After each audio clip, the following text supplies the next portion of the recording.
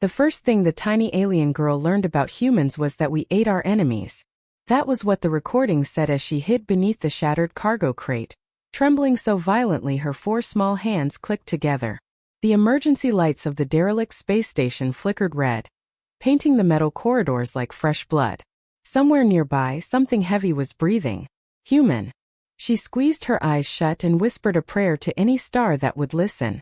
Because if the stories were true, then when the human found her, he wouldn't ask questions. He would devour her. And that was only the beginning. Lieutenant Marcus Hale didn't hear the whisper at first. His helmet feed was flooded with static, the station's gravity stuttering on and off as he stepped through the ruined docking ring. This place had gone dark weeks ago, abandoned after a containment failure no one wanted to talk about. Marcus had volunteered anyway, because when everyone else ran from the unknown, humans went toward it. Something skittered to his left. Marcus froze, rifle lifting instinctively. The thermal scanner blinked once, twice, and locked onto a heat signature far smaller than expected. Too small. What the hell? He muttered. The command briefings hadn't mentioned survivors, especially not ones hiding under crates and shaking like prey. He took a step closer, and what he saw next changed everything. She was no taller than his knee, her skin a soft bioluminescent blue, patterned with faint silver veins that pulsed with fear. Her eyes stared back at him, impossibly wide, filled with terror so raw it punched the breath from his chest. She made a sound, a thin broken chirr, and curled tighter into herself. "No," she whispered in broken Galactic common. "Please. I'm too small. I won't feed you." Marcus lowered his rifle without realizing it. "Feed him? I what?" he said quietly. The girl flinched as if he'd shouted. Her translator collar crackled. "Human consumes enemies. Bones. Memories. I saw it. Records." Marcus swallowed hard. The propaganda. Of course they'd done this. Somewhere out there, an alien civilization had catalogued humanity as monsters, and he was standing right in front of a child who believed it. But that was only the beginning. "My name's Marcus," he said, kneeling slowly so he wouldn't loom. The station groaned around them, metal complaining under ancient stress. "I'm not going to hurt you." The girl shook her head violently. Deception tactic. Humans lie to hunt. That stung more than it should have. Marcus unclipped his helmet and set it aside, exposing his face. Scars. Stubble. Tired eyes. Not exactly reassuring but honest. "If I wanted to eat you," he said gently, "I wouldn't be talking." She stared at his mouth, clearly reconsidering every legend she'd ever heard.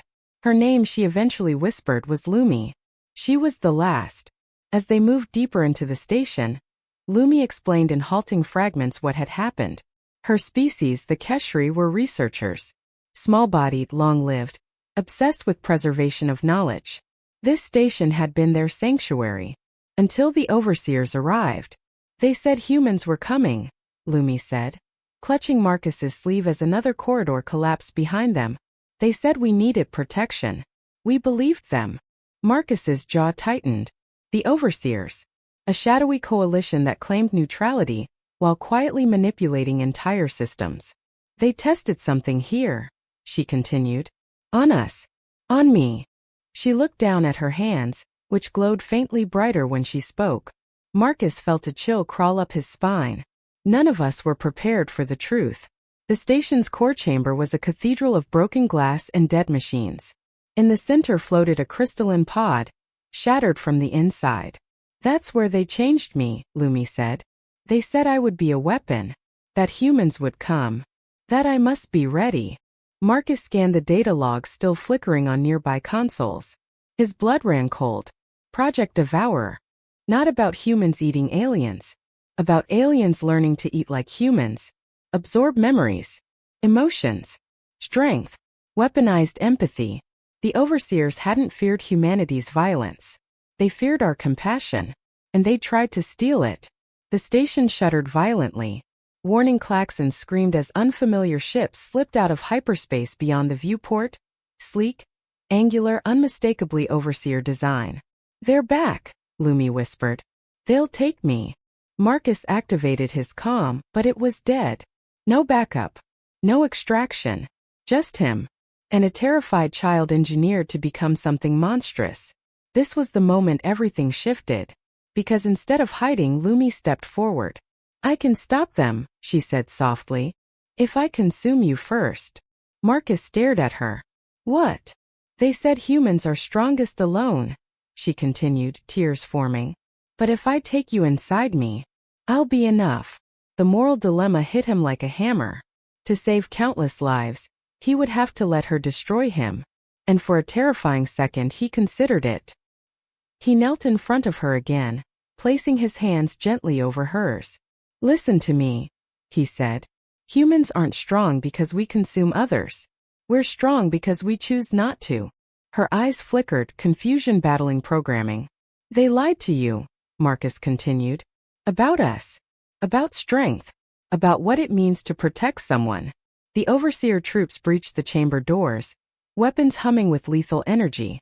Marcus stood. Stay behind me, he said. She didn't understand why she obeyed. But she did. The firefight was chaos. Marcus moved on instinct, every scar-earned lesson screaming through his muscles. He wasn't invincible. He was bleeding by the third exchange. But Lumi saw something the overseers hadn't predicted. Every time Marcus shielded her, his fear wasn't for himself. It was for her. And that changed everything. Her glow intensified. Not devouring, not stealing, but amplifying. She reached out not to consume but to connect. The overseer soldiers froze, overwhelmed by emotions they'd spent lifetimes suppressing. Regret. Guilt. Shame. They dropped their weapons. And fled. When it was over, Marcus collapsed to one knee, breath ragged. Lumi caught him. I didn't eat you, she said, wonder trembling in her voice. I felt you. Marcus laughed weakly. Yeah, that's called being human. Rescue arrived hours later. Human ships. Real ones. The overseers vanished into the dark, their grand experiment undone by something they'd never understood. Choice. Lumi was granted asylum on Earth. She stayed close to Marcus, always a step behind, always watching how humans laughed, cried, argued, forgave. She learned that monsters don't kneel to frighten children. They don't bleed for them. Years later, when Lumi stood before the Galactic Council, no longer small, no longer afraid, she told them the truth. Humans do not devour, she said. They share. And that is far more dangerous. Marcus watched from the gallery, pride swelling in his chest. Because the smallest alien girl had learned the greatest human lesson of all. Strength isn't what you take.